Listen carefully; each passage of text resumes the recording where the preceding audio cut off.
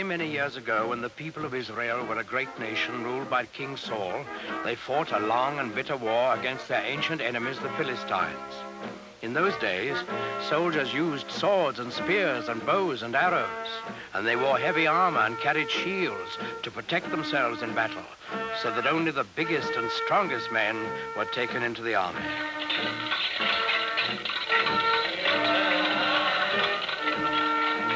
Well, in this war, the Israelites and the Philistines were pretty evenly matched. They fought many hard battles, and each side lost many men, but neither side could completely conquer the other. Then one day, while the Philistines were camped on one side of the great valley and the Israelites on the other, there came out to the camp of the Philistines a champion of their cause, a huge giant, taller and stronger and bigger than any man anyone had ever seen.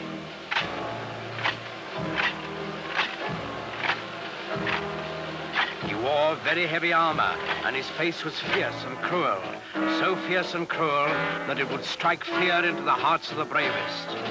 This was Goliath, the giant of Gath. He strode to the center of the valley, faced the armies of Israel, and in a voice like thunder, he hurled this defiance at them. I am Goliath, the giant of Gath, and the Philistines have chosen me as their champion. You, soldiers of Israel, choose a man for you, and let him come down here and fight with me. If he kills me, we will be the servants of Israel. If I kill him, you will be slaves to the Philistines. I defy any man to accept my challenge.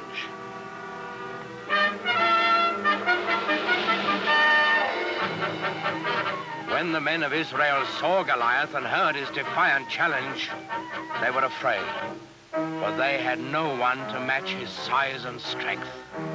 Not one among them dared go down and do battle with the giants.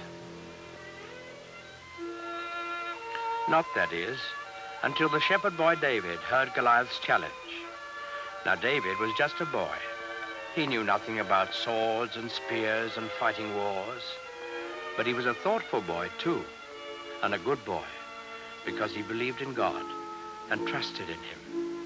So, when he heard Goliath defying King Saul's army, he turned to his brothers and said, "In defying the army of Israel, Goliath defies God. Is there no one here to go out and do battle against the enemy of the Lord?" David's brothers were first surprised and then angry at him. "Go back to your flocks and leave wars to fighting men." But David wouldn't be put off. "I will do it," he said. "Send word to King Saul. Tell him that I will go down into the valley and do battle with Goliath the giant." When the king saw how determined David was, he gave him his blessing and offered him his own royal armor and sword.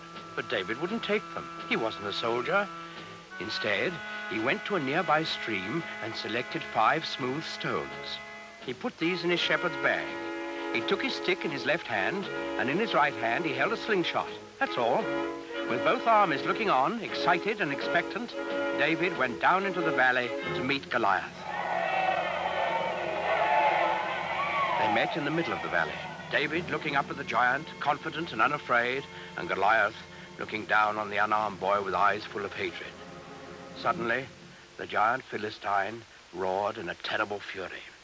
"I have defied all the armies of Israel to give me a man to fight, and they have sent a boy against me. What?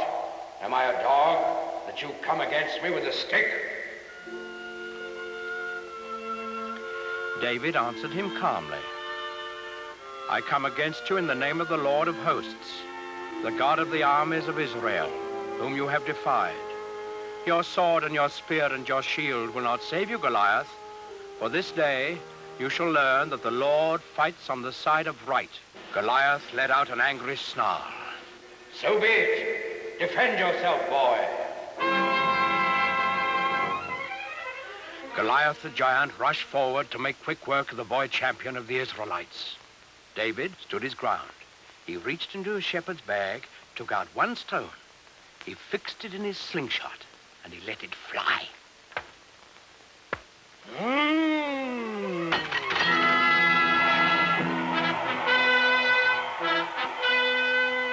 The giant was dead, and the simple shepherd boy, who trusted in God, had done what all of King Saul's army hadn't been able to do. David lifted his eyes to heaven, and he whispered a prayer.